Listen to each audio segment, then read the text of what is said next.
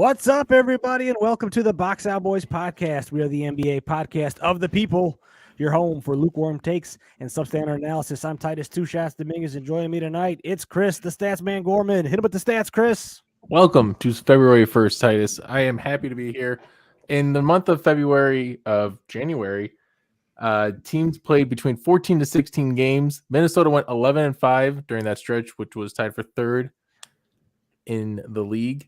The Bulls went 7-7 for the month of January. The Bulls also lost games where they had leads of 21, 21, 19, and 16, all in the month of January. So if they had won those games, they would have had as many wins as the Minnesota Timberwolves. That stings. You also get minutes tonight. It's the lawn boss, Joey McCroskey. Get that, Joe. It's the first month the Bulls were not in the loss column, though. So they ended 500, which is positive. So, wow. Looking on the bright side. So you tell me 7-7. That's like a Mr. Brightside over here. That's a win. He sees red. Just call me the Killers. Call the Killers. See, because he's Mr. Brightside. He's coming out of his cage tonight. Well, helping us sound as delicious, or making us sound as delicious as Dove. It is the Brunson burner, Adam, the professional Bruns. I love us tonight, Adam. They are delicious. Delicious. We are off rails and ready to go. The show is going to be fun. There are no rails. There are no rails. We are just flying. We're not even off of them. We're just not even off. There was no guidance tonight. We got some all-star combo. We're gonna give our own starter pools without conference affiliation. That should be fun. We're gonna talk a little bit about rivalry week. Talk about some of our favorite rivals. We're gonna talk about LeBron's impending record coming up, 89 points away. Pretty big. We're gonna talk some other small things, and then we're gonna give you a mid-season tournament. We all have some good ideas, so it's something the NBA has been bandying about, and we want to pitch our own ideas. All right, so let's start up front with the all-star starter pools. Those came out over the week. The reserves are getting announced tomorrow. If you don't know, it was Curry, Luka, LeBron, Jokic, and Zion in the Western Conference. Donovan Mitchell, Kyrie Irving, Giannis, Tatum, and Durant in the Eastern Conference. So I guess the big kind of topic was over the week was Embiid not being named a starter, even though they're a number 2 seed in the West. And he's balling out, leads the league in scoring and everything like that. So I challenged the guys, because No Dunks kind of brought this up, that if there was no conference affiliation, that Embiid would have slid in right then for Giannis. But now I ask you guys, if there was no conference affiliation at all, would any of the starting lineups look different? How would your lineups look? Let's go to you, Chris. What was your lineup without any kind of affiliation? My top lineup without any affiliation, the backcourt, it's the West. It's Stephen Curry and Luka Doncic. Yep. Followed by, I put Jason Tatum as my number 3. Okay. I'm curious what you guys have to say about that. And then number 4, I have Giannis. And 5, I have Jokic. If I did make this a week ago prior to Embiid stomping of Jokic in that Sixers Nuggets game, which could have maybe flipped the script a little bit, but I still feel pretty confident with the Jokic pick as the top guy. Nice. I like it. And I like what you did there of kind of actually ranking the teams there, of having a top team and then a second team. That's actually kind of cool. Joey, what were your thoughts on kind of your teams? How do they shake out? Yeah, I also did a top team and kind of like we'll call it the varsity squad and the junior varsity, A squad, B squad. I'm pretty much player for Chris, except instead of Jokic, I put Giannis as a center and I slotted in LeBron at forward with Tatum, and then Luka and Steph as your guards. And then how'd your second team wind up? The second team is Jokic, Embiid, Mitchell, Paolo, Banchero, and Lauri Markkanen, because I want to see Lauri Markkanen dunk on somebody in the All-Star game. Wow, we went way off script on there. Getting Paolo and Lauri in there. I love it, but well, it should be fun, right? It's the All-Star game. It's based on how they're doing right at this exact moment. Assuming Zion's not playing because he's not healthy, Durant, kind of same thing. So give me some fun. Paolo would be fun. Markkanen, I like that. Fun. I like it because I didn't think about the Durant thing is not playing. So my team, I didn't do the top team and the second team. I essentially just took the Western Conference, which was Curry, Luka, LeBron, Jokic, and then I slotted in Embiid for for Zion. And then when I went over to the Eastern Conference, the team I actually did like, but without any conference affiliation, I was able to move or go with Donovan Mitchell and John Morant for my second guard there. Yeah. I kicked Kyrie out to the reserves, and then went Giannis, Tatum, and Durant. So, but without Durant in there, yeah, I might have thought about that without injury reserve. That's a good idea. Joey always took another level to it. When you said Paolo, though, I'm a little like, what about Domantas Sabonis is fun to watch. Yeah, but like he loves Paolo. Like is Sabonis going to give you like a really like exciting play in the All-Star game? No.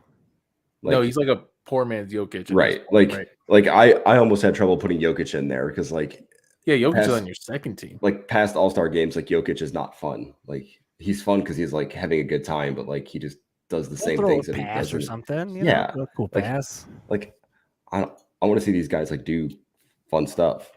And that's why I went with Ja, because I mean that guy's going to throw down a dunk. He's going to be exciting. I mean, obviously Kyrie's pretty exciting too, but I just felt like I'd get the younger guy in there, a little guy that's going to talk some trash. I think that. I also got to think too, like people who are actually like care to have fun. Like I almost wanted to consider putting like somebody like Anthony Edwards in here. Yes, like that'd be fun. I'm all for it. Like that dude would be an absolute blast in the All-Star game. He better make it. He's leading the league in point and minutes and put up crazy numbers on a winning team. Like, I don't know. Yeah, that's the problem. Like the conference thing is fine. Like the position thing is still the one that bothers me the most. Is like you're limiting yourself to these things. Like just let the best guys. I don't know. So let's go with it. Yeah. Like, well, like the All-Star game, right? So like every other sport, like there's not like flash involved in their All-Star games, right? Like baseball, like the best players actually make a difference. Like you want the best players because they're going to do their normal stuff. Yeah. And like the NBA, you kind of want like the best players, but you also want like the flashiest, kind of like most high energy, fun guys. Like you got to find that right balance. So I thought that was a good idea that they brought up on No Dunks about having a no conference affiliation, because I thought that makes it interesting in case of a situation where you have like four guys or three backcourt players that are really deserving in one conference, that you can just slide them over and get the top 10 guys in the league. I think that'd be kind of fun. But Joey brings up a really good point too of maybe even getting rid of position. What if they did, all right, so for the starter pool, you did, fan voting, everything like that, but you have to have 2 guards, 2 forwards, and then you put a wild card spot. So then you're not necessarily, overloaded in the front court. If there's 3 guards in a conference that are really good, you can bring them in, and then maybe doing it that way. Is that kind of a way that can help out getting the right guys for the starters? That could solve it. That wouldn't really have done anything. Like I guess the only difference would have been maybe Ja would be a starter instead of Zion. Yeah, maybe in the Western Conference. In the East, we still have this issue where we have 4 awesome front court guys. Yeah, it's almost like we need 2 wild cards, which like maybe we should just have. What about 5? This? What about this? What if you had 4 captains, 4 teams, shrunk the teams down, and you did like a little 7-on-7, a little 7-on-7 tournament, and you have 3 games instead of just 1. Hoo-hoo. Is this a part of your it's not, but I just thought of this, and this sounds like it would be awesome. Like extend the pool just around the board, get 4 captains. So you'd have LeBron, Durant, Giannis, and Embiid probably this year. Mm-hmm. So you would solve your problem of having all of your necessary big men covered. And then they would just go out and draft. Like you would get rid of the whole starter concept. Like you just pick 4 captains and that's it. Yeah. And then just fill everybody else in. Go rec league style. Yeah. Do like a half court kind of thing. 7-on-7 half court. Both games are happening at the same time. And then for the final, you do a full court normal game with the Elam ending. Kind of do like a tournament, like how they're doing in the Rising Stars kind of game. That could be cool. And then you can see everybody. Nobody's sitting. Everybody gets to go. Like it's a shorter game.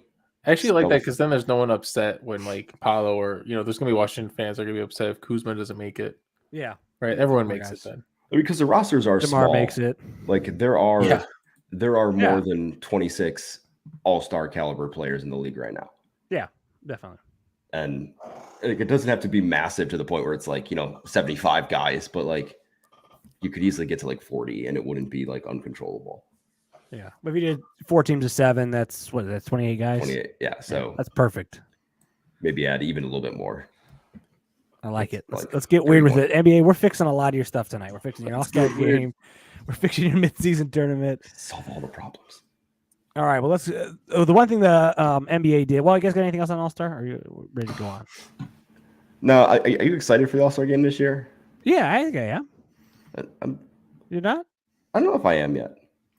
Well, I mean, DeMar and Zach are probably gonna be in it. No, that's not even. not- that's They not don't good. deserve to be it. I'm almost maybe I got a little fatigue of LeBron and Durant doing the whole captain thing. Well, I guess I'm excited for the live draft. The live this year. draft is going to be I think fun. that's going to be really true. interesting. That's a good twist. And I think that might put some energy into it that maybe wouldn't normally be there.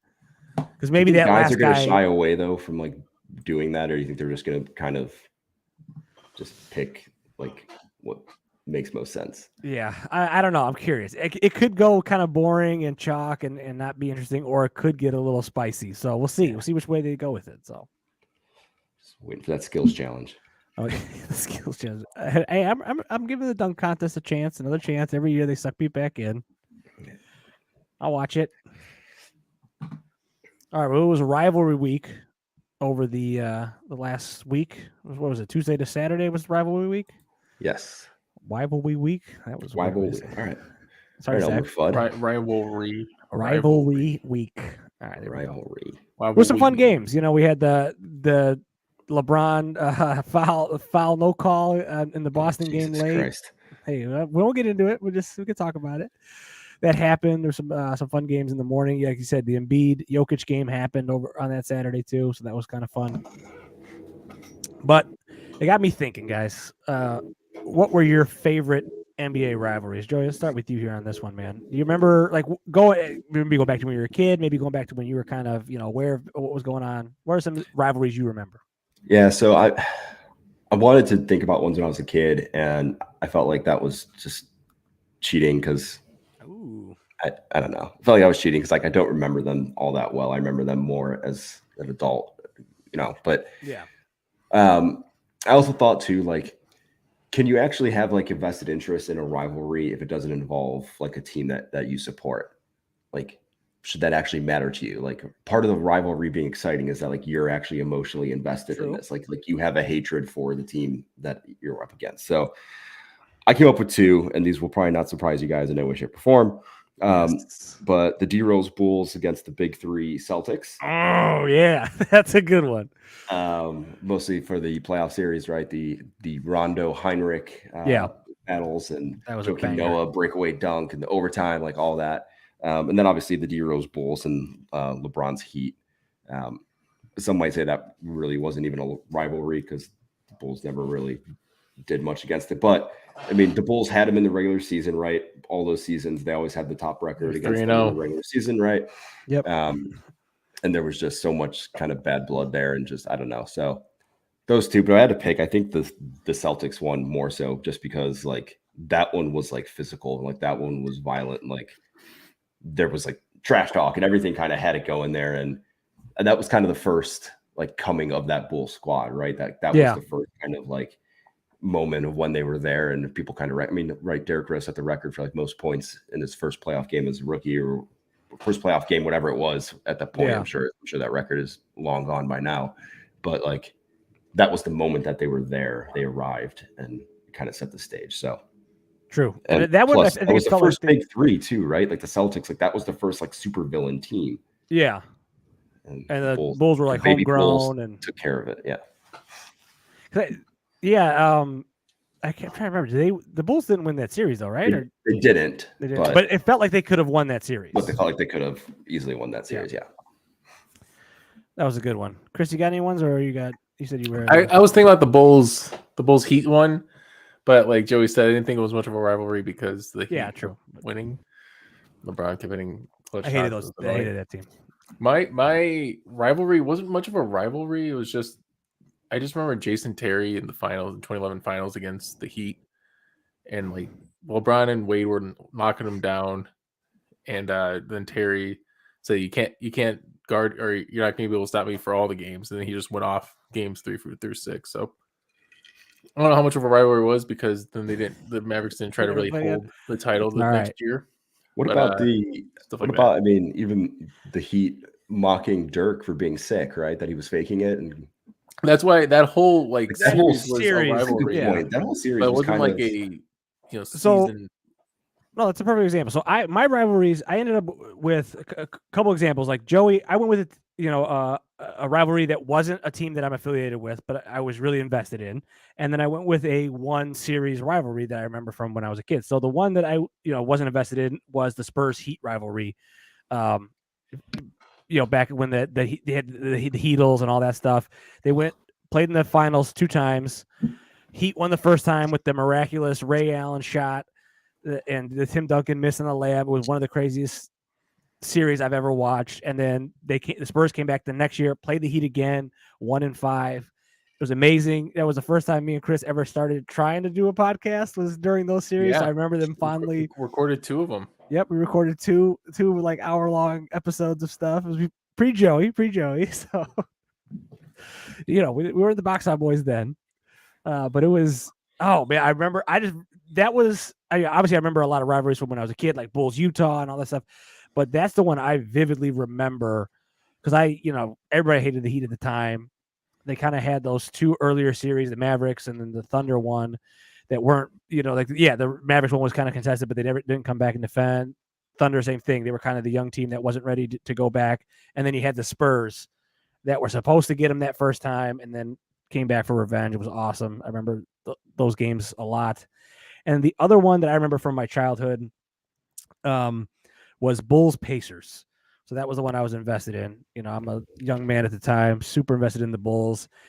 I went to look back. I thought they had played each other multiple times in the playoffs. They only played once in that last three-peat. It was the Eastern Conference Finals of the 98 championship. They went to 7. The Bulls 1-7. And it just was a wild. I just very much remember hating Reggie Miller, hating Mark Jackson. Jalen Rose was on that team. Rick Smits, the tall, goofy guy, was like the Pacers' best player, actually. I went and looked at some stats. It was pretty wild. What was really wild is Jordan led all scorers in all 7 games, and by like a wide margin. He averaged 31 points a game. Guess who was the next best player, either team, and what their point total was per game? I want to say Scottie Pippen. Okay, it was close. How many points do you think he was? Like 15. All right, Joey. So it wasn't Scotty. It wasn't Scotty, but he's around the point total. Horace Grant. Horace Grant. No. Well, the next in the entire series, it was Reggie Miller, and he had 17 points. Oh, well, when you said that, whatever that guy's name was Rick Smith was the best player on the Pacers. Yeah, you were thinking. Yeah. I was like, okay, it's got to be. Reggie Well, he was had pretty like old too multiple by that 20-point point games. too, Yeah. right? Wow. Well, I think he dominated the Bulls inside in a couple of games. Well, Also, a pretty wild, solid. like a fun little stat from this guy. I was looking back, dude. I got deep in this. I started looking into the play-by-plays. Game 6, Jordan had one of his best games. He scored 35 in Game 6, but completely botched the end. I believe I can't remember exactly what happened. He either missed a couple of free throws and then turned the ball over and gave the guys, the Pacers, their free throws to seal the game. So I thought it was kind of funny. But then, yeah, I mean, they won in Game 7. So He does no wrong though. he does no wrong though. Yeah, but I was like, hey, Can't even speak where? about that. It was very interesting. But those were my rivalries, man. Did you guys like Rivalry Week? I did. I will say I didn't expect that I would hear the term the Heatles tonight, and I almost threw up a little bit. Yeah, no, I so forgot about thank that. you for doing that to me. No, I did. I think they should push it more. Yeah. Like it was rivalry week, but like it was not like pushed that hard. I felt like, and like some of the teams, like the Bulls matchup was The Pacers, the Hornets. Or Hornets? Because they wanted LaMelo and Lonzo to play, and then they pulled it off at TNT anyways. Yeah. And then the Bulls blew a 16-point lead in that game. Nice. Nice. Classic. But yeah, I like the idea of it. I mean, the Sixers Nets was a good one, right? Simmons being Simmons. there, so that's all. That was fun. Speaking of Ben Simmons, no responses that Trey Kirby said Mason Plumlee is better than Better- Ben Simmons. Yeah, I hadn't watched that clip, and then I watched or listened to the pod Those today, and I was Crickets from Titus. like, I guess he was. I I mean, was trying, I don't to get a rise out of you. don't think Ben Simmons is all that good, man. I like him. I support him, but like I can't really. He's not playing great, man. Finally, there it is. No, I liked Rivalry Week though. I think it's cool. I think they should probably push it more. Yeah. Yeah. They should. What they should do is they should do their little back-to-back thing that they got going. Yeah. Like baseball series. Like that should be how rival. I can't. It's hard to that. say it. You Yeah. guys Be how say the- this word. That should be how the week goes, right? Like you should Yeah. get like Grizzlies, Warriors, and Back to in back, yeah. Golden State, and then Grizzlies, Warriors the next or 2 nights later in Memphis, Let's and do it.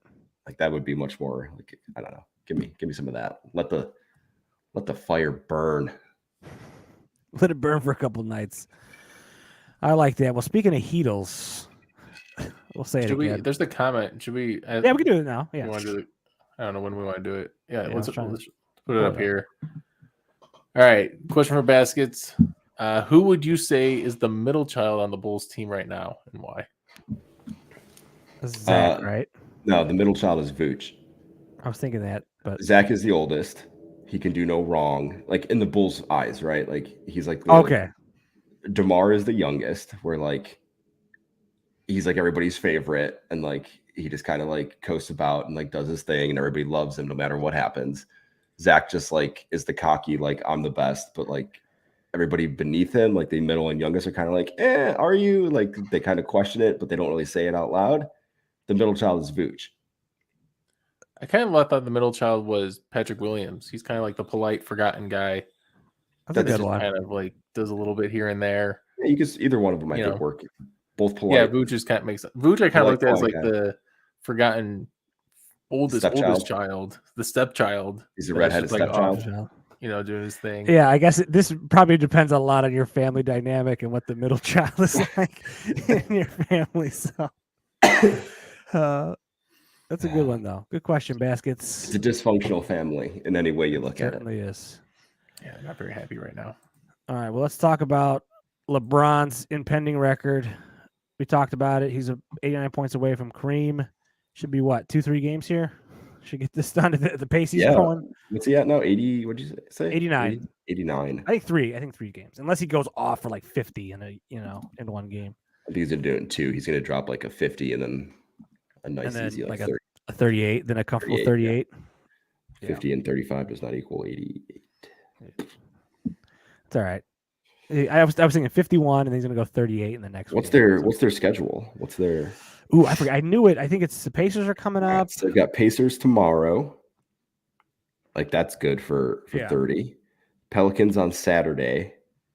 No And then- Zion. OKC on Tuesday. He does it in OKC though. No, at home. At home, that's probably when he's going to do it. Then at home, OKC is not going to care too much. Yeah, so Pacers and Pelicans are both on the road. And then Yeah, 30. if he doesn't Yeah. get it then, he's going to do it against the Bucks Ooh, on Thursday the 9th. that would be kind of I cool. think that's what they. Yeah, I think that's what they So want. That'd be 4 games. Yeah, so that's how the 20, script's written. 22 Yeah, 'cause apiece. He probably takes a night off or something in there in the mix. If you take, what game did he take off though? Because I mean, he's got gaps, right? So Thursday, Yeah. and then he's got Saturday, and Saturday to Tuesday. I guess he's got time. He's got the rest built in. So I it's think pretty he does it Tuesday against Oklahoma City. City. I think so too. At home, that feels right. That's a pretty cool record, man. It's something that's. I mean, he's going to be the all-time leading scorer in the NBA. It's wild. But it had me thinking, guys. One, is this his biggest crowning achievement? You know, everybody calls him the king. Is this his crowning achievement of his career? Because he's not going to get to like 6 championships or anything like Jordan. He's not going to ever break that, I don't think. And then it got me thinking, which is the hardest record, or which record has the best chance of falling? Curry's 3-point record, which we all saw in our last season, or LeBron's all-time point leader. Chris, what are your thoughts on those two So things? this all-time scoring record, among active players, Kevin Durant is 16th with 26,000 points. He's still 12,000 points behind LeBron. This is it's insane. incomprehensible to really explain how many points this is. It's like trying to say how much a billion is, right? It's just too much of a number. Even though this is 40,000, I guess. But anyways, no, this is ridiculous. I think with the way the league is going with the 3-point, I mean, what Curry's doing, he's the most efficient 3-point shooter of all time. But I still feel like there's some 10-year-old out there right now Just get that's shots developing his shot, that's getting his shots up. And you go on TikTok Live, there's a guy that just shoots threes for hours and hours every day, getting streaks going. So I think eventually that would happen. But I honestly, the durability, the longevity, he's 38 years old, averaging 30 points a game right now. I don't see this record being broken in my lifetime. No, I don't either. Joey, what do you think though? So I'll counter with this. The way the league is now versus it was for LeBron's first half of his career is different, right? Like point You're inflation? seeing 40-point games become very common. That's crazy. And the likelihood of players coming in now playing into the realm of, a 38-year-old is probably more likely than it was for the group of players in the NBA now, right? LeBron is the anomaly because nobody has done this before, but you would assume that players are going to play longer just based on, advances in health and training and all this stuff, right? And the more rest minutes and rest days and all this stuff. So I think just with the higher point totals and guys playing potentially longer, I could see this record at some point going down. Do you think there's somebody in the NBA right now that could be that record? I don't. I think right now. I think maybe. I think if it is, it's like a. I thought Luka maybe. Yeah, Luka like or Giannis, like it's somebody very young who if you look at their points, they're probably 20,000 points behind. But the point inflation thing is the only thing that makes me kind of think that like Giannis might not be a bad pick. With him not having the threes though, that's my kind of question. I have this. I don't know where he's at points wise for his career and what his average are. But I mean, he's 134th at 15,000 points right now. I mean, yeah, that's pretty good. He's tied with Lou Williams currently. 7 years in the league or something. 8 years. He's got a lot of time. I think kind of Chris is right. It's going to be somebody that plays 20 years at least. They're going to have to be getting buckets, so a scorer, and then just playing all those minutes, like you said, because even you brought up the point of guys resting, that might hurt guys if they're only playing 60, 70 games a season. I kind of countered my own point there, didn't I? Yeah, I didn't think about it until as you were saying. I was like, well, I wonder if that would be a problem. But also, if they're getting 3 or 4 more extra seasons, you know what I mean, out of it, because what's kind of weird is like in terms of 3-pointers made. So, like I looked at the Steph record a little bit. LeBron has over 1,000 less 3-pointers made than Steph does. Yeah, that's wild. It's wild, and he still has that many points. Yeah, he's ridiculous. A lot of free throws. Isn't he? Like he's top 10 in rebounds and assists too. I think too. He's 4th in assists. Jesus, man, Nuts. He's a beast, man. But do you guys think this would be the achievement he'll be known best for? I think when you bring up like the arguments, this is a pretty solid. He's gonna have 40,000 points. He's going to be second in assists, only behind Stockton, because Stockton's assist total is probably the hardest one to actually catch. He's going to be like top 5 in rebounds. Like those are the achievements that are going to be like he's the greatest of all time. Yeah, but like a lot of those points came in like seasons where they didn't win a championship. So like, right.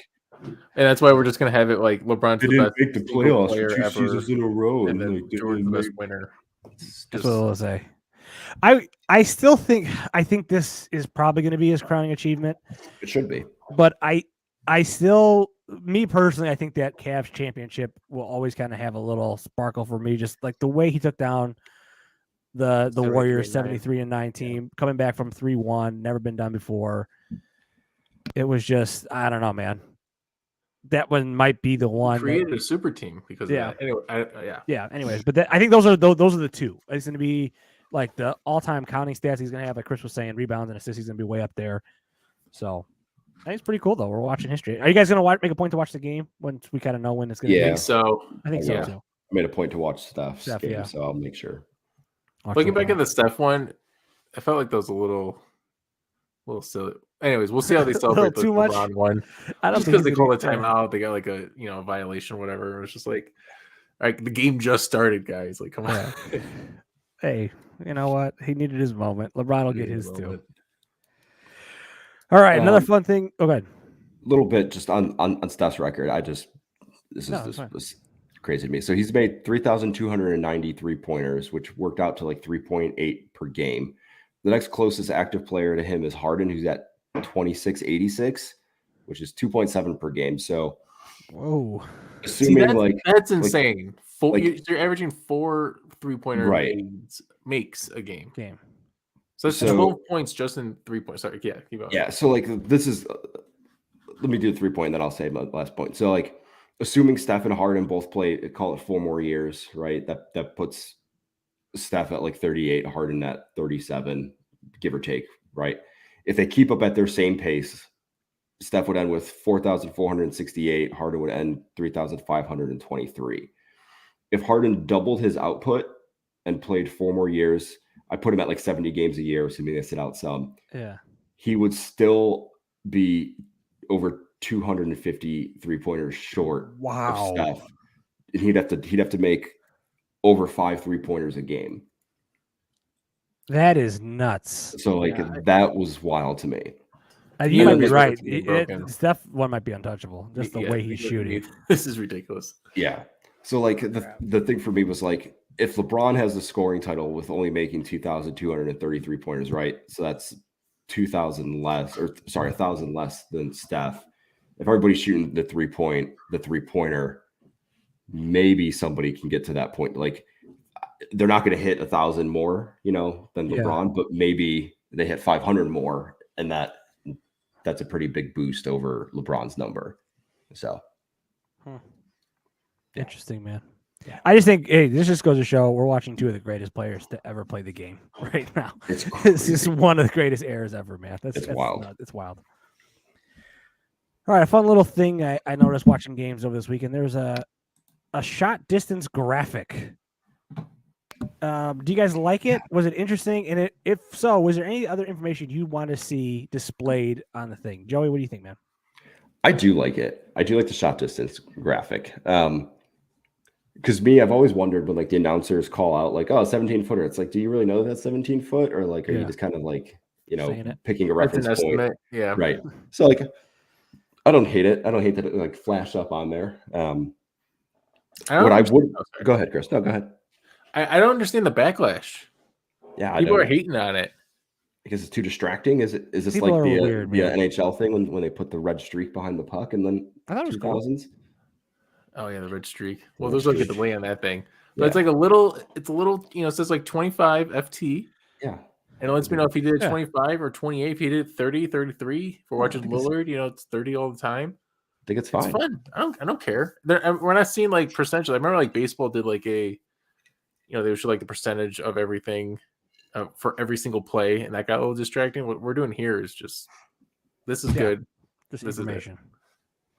The only things I came up with I thought would be kind of cool is vertical leap on like a jump or a dunk, particularly. So if a guy goes to dunk and then you also used to see a 44 inches on there or something, I like that. like that would be pretty sick. A little sports science thing, like a Little little sports ruler science in pops there. up and shows you the gap. Yeah, I like that. And then also thought of speed. So when a guy starts taking off, a little MPH behind him, That's a little So- soccer trick there. you can see how fast these guys are going. Yeah, I like that. that's a good one. That's funny. I had down percentages for free or field goal attempts. Okay. This kind of goes against, but like non-layups, like jump shots. Like give me a little like right beneath their feet, something small that just says like their percentage and then the league percentage. Like help me understand if like that's a good shot or a bad shot. That's actually pretty I don't interesting. mind that on, like ESPN 3. They do like an analytics. Yeah, that'd be fine. Like an alternate broadcast that you can Yeah, tune into. analytics broadcast. Yeah. Because like It's right got all now, this stuff. it's just all based on the announcer telling you if that's a good shot or a bad shot. Yeah. And like, Stacey King's view of a bad shot and a good shot is not really like a good, read on what it actually is. I mean, Zach pulls up from something that's you flash a 20% on there. He's like 20% from that area. Right. You're like, what are you doing, Zach? You're Right. killing me. But Like you would put in context for some of this stuff. Like you would put in context for guys that are taking bad shots and missing them. Be like, okay, this is like stop doing it. And it would put into context for some people like, like Lillard, right, pulls up from 30 all the time. It's like, hey, his percentage from here is, Here, 44, but the league percentage is 27. It's like, whoa, Yeah, like, wow. All right, that yeah, would you be can like, take those okay, shots. this is special. What I'm seeing actually makes sense, and like the casual fan would understand that. I like this, and I also like the idea of the analytics cast for nerds like us that want to watch this. NBA needs to be listening. We got gems. We're throwing out gems here. Give me the same announcers. I don't need like a Yeah. I don't need like a stats person like talking very calmly and slow to me. Like same announcers, but just give me more graphics on the page. Give me Hubie. Give me Doris. It's fine. And then Just anything give else it- here on the shot graphic? I I don't thought really about. think. Oh yeah, keep going.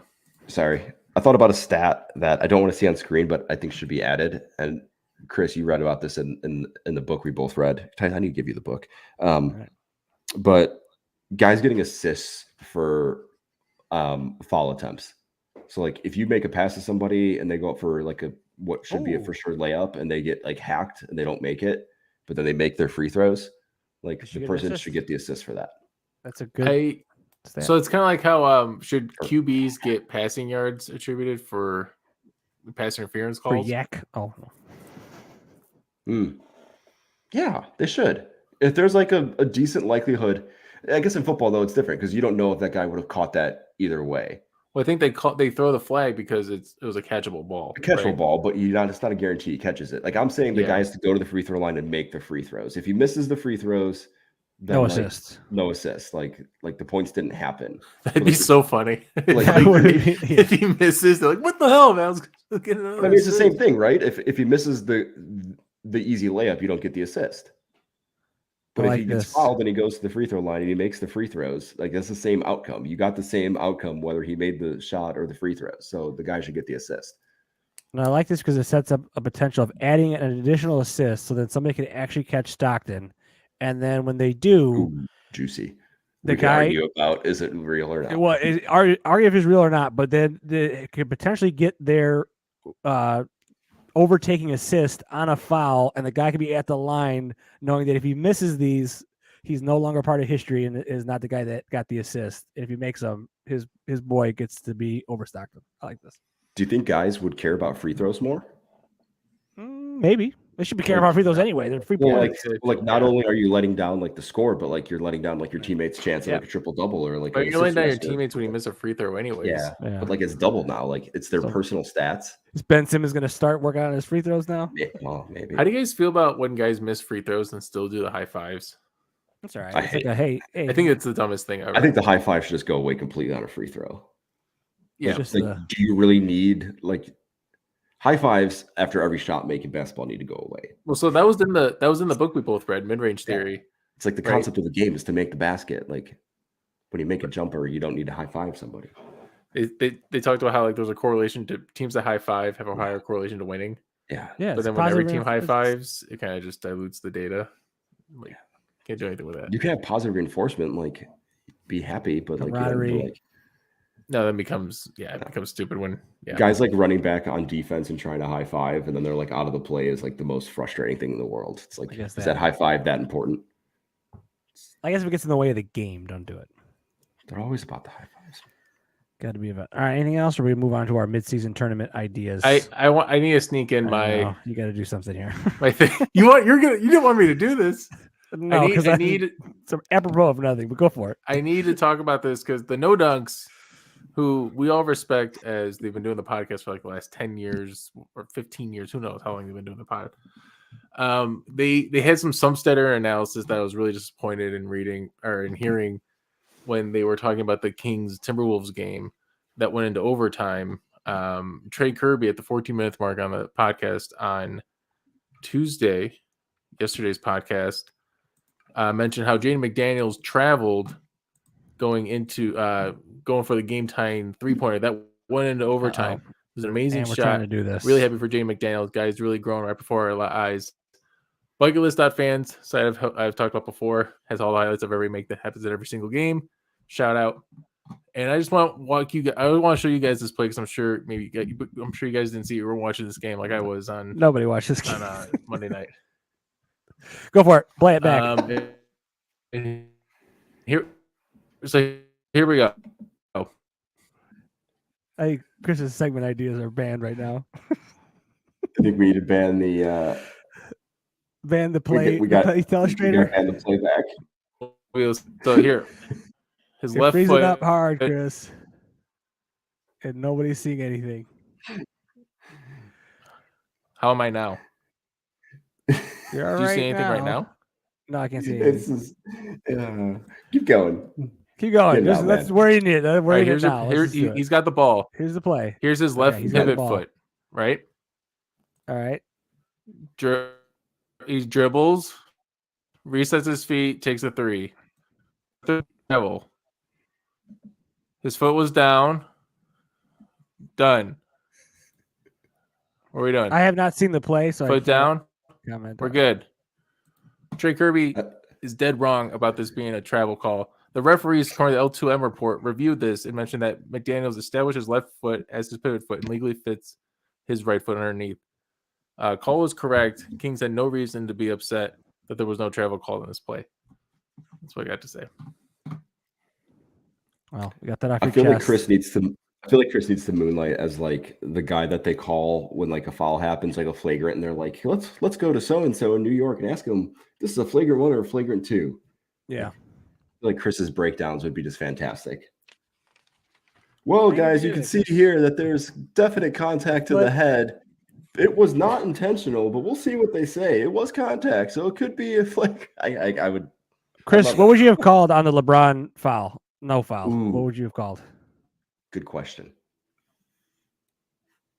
I watched it live. Everybody in the arena was even. It was at Boston. It was at Madison Square or it was at TD Garden, and even the Celtics fans were still saying that was a foul.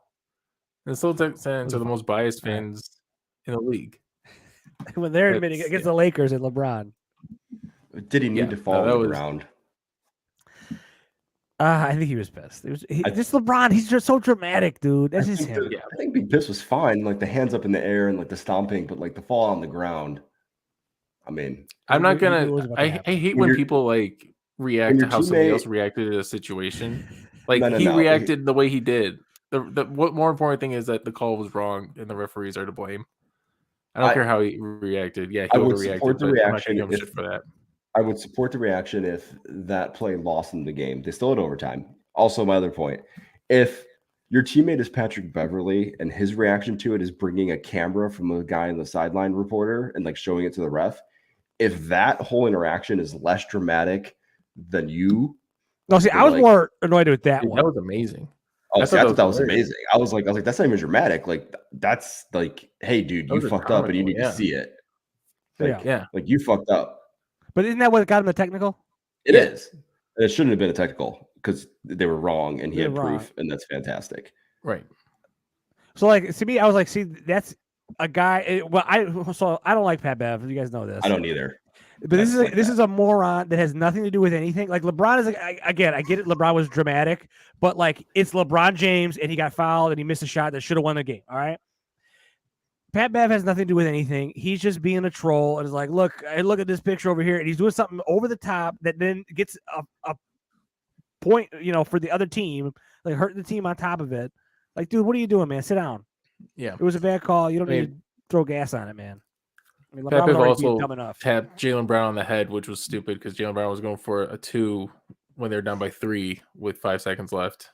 And if Pat Bev just didn't do anything on that play, the Lakers would have won. So a lot of things there where Pat Bev kind of lost them the game in a way. The refs were even more egregious.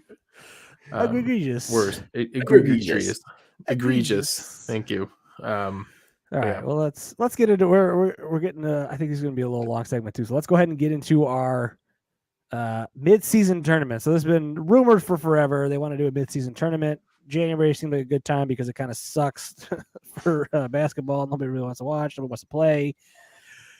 You guys came up with some ideas. Who wants to go first? Either one of you guys? I'll let Joey go first. Yeah, Joey. Okay. I'll go first if you guys want me to go first. No, I'll go first. That's fine. All right. All right. Curious how we have. All right. So all right. Here's where the setup is going to be. Tell us how you decide which teams are involved in this tournament. Tell us what the stakes are, and then any kind of formatting that is going to happen. Okay. So I'm doing a mid-season tourney. All right. and it happens All-Star Week. I think you extend All-Star Week by a little bit, maybe 3 days or something like All that. right, get this tourney in. So the teams involved are the current 6 through 10 seeds in Okay. both conferences. So that's 5 teams from each conference. Yep.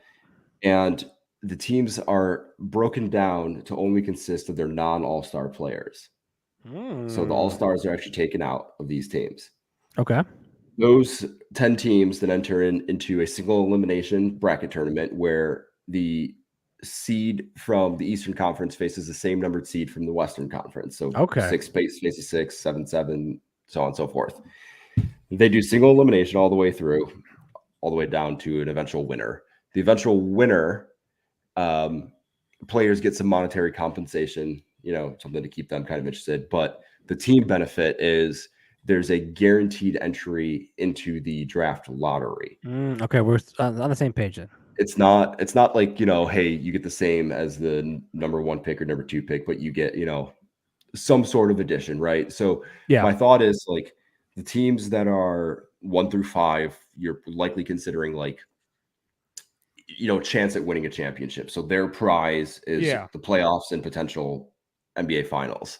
The teams, below the 10 seed are, lottery teams. They're getting the increase in ping pong balls.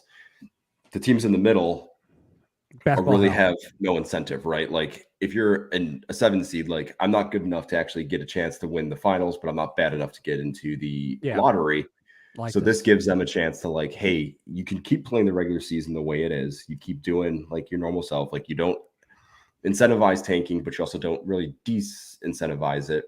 But you give this little like splash of like 3 or 4 days where these teams without their all-stars kind of go at it and say like, there's something to play for here. And it, gives them a little bit of chaos, gives you a chance to see people like on the national stage that you probably wouldn't see all the time. Yeah. And it helps some of these teams that are in basketball hell maybe get out of basketball hell by having a shot at a pick. That is pretty interesting. I'm going to go next here because I think we kind of had the same idea as far as the stakes. We just kind of did it slightly different. So maybe we can hybridize our 2 takes and then we'll hear what Chris takes. So what I came up with is the midseason tournament happened around this time or, All-Star Weekend like that. But it would be the teams that missed the playoffs last season. So this is not the like the 9th through 15th seeds. This is the teams that actually missed the playoffs, the teams that did not win the tournament or the play-in teams. So the Kings would be in this tournament. Yeah. So here was like my roster, and this is from the previous season. So this season's tournament would be comprised of the 7 teams or 14 teams that missed the playoffs from last season, which each conference it was, and they would be seeded by their ranking. So the Eastern Conference seedings would be from last season was the Cavs, Hornets, Knicks, Wizards, Pacers, Pistons, and Magic. And then the Western Conference seedings would be Clippers, Spurs, Lakers, Kings, Blazers, Thunder, Rockets. So then these teams would be entered into a single elimination tournament. The 2 number 1 seeds would get a bye because of the way that the structure goes out. So in this case, it would be the Cavs and the Clips would get a bye. It set up some interesting matchups. So that set up. So the way I did it was that the 2 seed played the lowest seed from the other conference back and forth. So all conferences mixed. Okay, so East played West, and so on. So the way it worked out was that the Hornets played the Rockets, the Knicks played the Thunder, the Wizards played the Blazers, the Spurs played the Magic, the Lakers played the Pistons, and the Kings played the Pacers in round 1. Then in round 2, after those single eliminations, the Cavs and Clips would have been added back in, the number 1 seeds, and they would play the remaining lowest seed. So in this case, it would be the Cavs, Rockets, and so I played it out. I pretended like they won, and the Clips would play the Magic, and then the other matchup was the Thunder versus the Blazers, and the Lakers versus the Kings. And then single elimination, you'd move on to the next round. You'd have a semifinals, and then the finals. And the winner of this tournament would get 5% lottery chance. So if they are not in the lottery, Okay. they get a 5% chance, like Joey said, basically an entry into the lottery, 5% chance. If they are in the lottery, they get 5% added to their eventual lottery position. So I figured this is a pretty good stake because I looked at the way that the lottery odds were from last season. So the number one seed has 14% chance, right?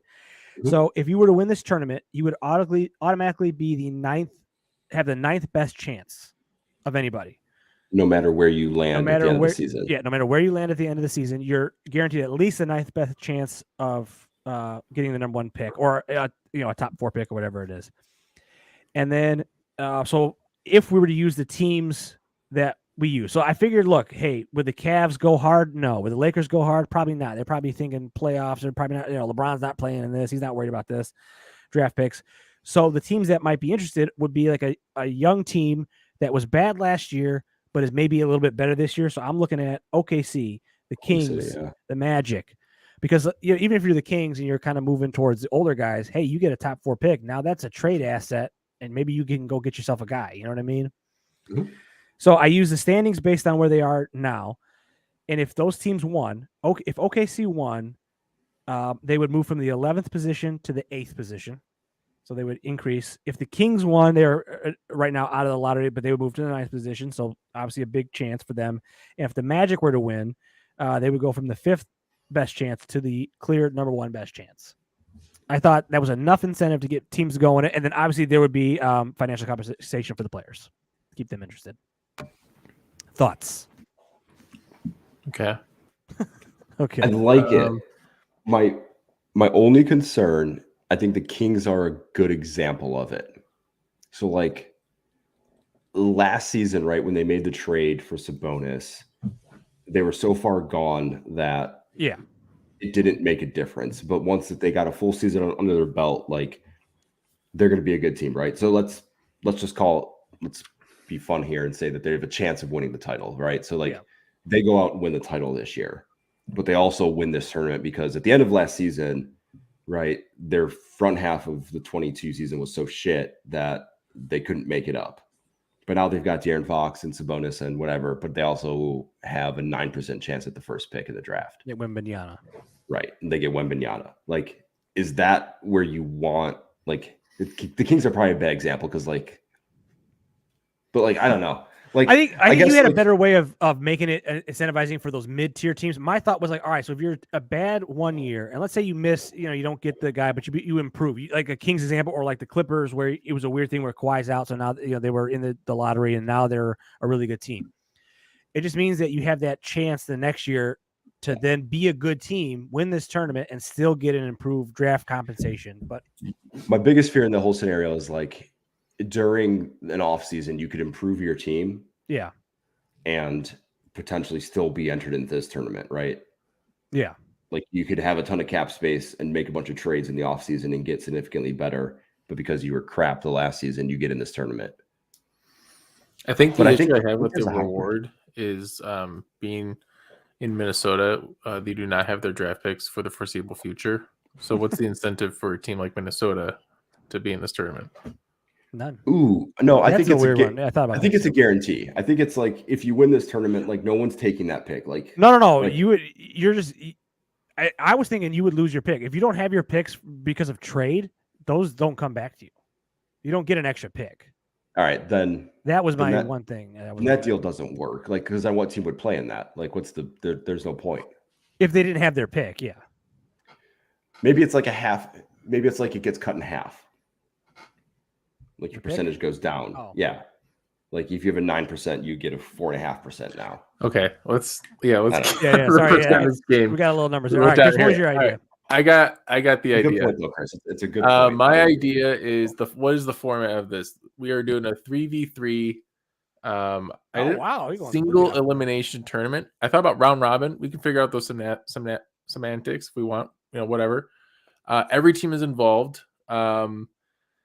You pick three players on each team, whatever 3 players you want. If there's some guys that want to sit out, if Kawhi has to sit for whatever, just use somebody else. It's fine. So the point is we need to create an incentive for why you want to be in this tournament. So it's only by the conference. So we only have the East plays the East and the West plays the West, right? Whoever wins in each conference, first place gets a 5-win boost going into the next round. So you get like a +5 win total in your standings. Second gets 3, third gets 1 win. Then the winner from each conference meets in the championship, and the winner of that conference gets home court advantage in the NBA Finals, which is how MLB does it with their All-Star game. Yeah. It was an electric All-Star game. So I'm trying to still work out the prize because I want some kind of incentive for the players to actually want to win this game and be a part of it. So I figured maybe like an artificial win boost would be something. So that's where I'm at. 3v3. What are you guys thinking? When does this tournament happen? Mid-season. Okay. I don't like the win total, like adding to the win total. That I don't like because I'm like, I don't know. That feels weird. I don't know how to get the players to care. How do you incentivize the players more? Yeah, because the organization is going to care about a draft pick or about something like that. But the players don't care about the they don't increased care percentages. That's a good point. They probably dislike it, right? Because it's potentially somebody who's going to take their job. Take their job, right? That's kind of what I thought of. Like, you have to have money for the players. The win total is kind of interesting, though. I was playing around with something, but I couldn't figure out a way to do it with. Could you maybe would it be a tiebreaker or something? Could you have a tiebreaker? Yeah, I mean that's another idea, right? So maybe the top team wins a tiebreaker, but like tiebreakers, what is a tiebreaker right now? Isn't it like matchup? So our in-season matchup. Yeah, in-season matchup. But this tiebreaker would trump all basically. I kind of thought about the 5-win boost. It would only come into effect if let's say the Sixers and Bucks. Sixers have 43 wins. The Bucks have 40. They're more than that. 53 and 50. Let's just say, But then since the Bucks won this midseason tournament, they get a 5-win boost, and they overtake the Sixers, so they get the first seed instead of the second. That is interesting. What about instead of doing mid-season, what if they do it earlier in the season? Like you do it like Thanksgiving time. Same concept, and the win boost, obviously, it doesn't matter if you add it then or now, but you add it at the end of the season. So like you do it earlier, so there's more ambiguity to how the season will end. They just have this win boost in their back pocket, kind of. Right. So like it gives teams that like, hey, I'm currently 4 games back, but these guys have a 2 game. They got second in this tournament, and they have 2 games ahead of me. So I'm actually 5 games back, and like it's more of a race to like keep that gap closer. Because like right now, this season's kind of close, but like some seasons, right at this point in time, some of those gaps are pretty big. I like the win total though. I like that.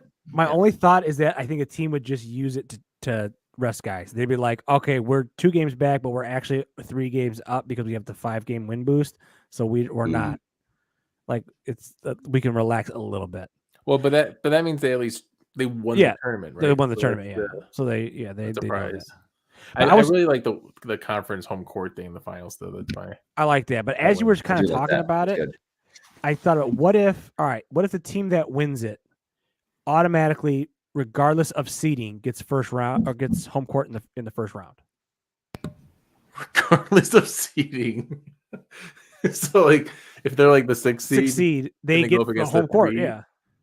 Yeah, but that doesn't give anybody an incentive then to try and get the best record. Like at the end of the season, if you have guys who are like, I'm either going to face this guy or this guy, and they have home court advantage, doesn't matter if I get first or second pick. Like, I think you're freezing up there, Joey. Oh, sorry.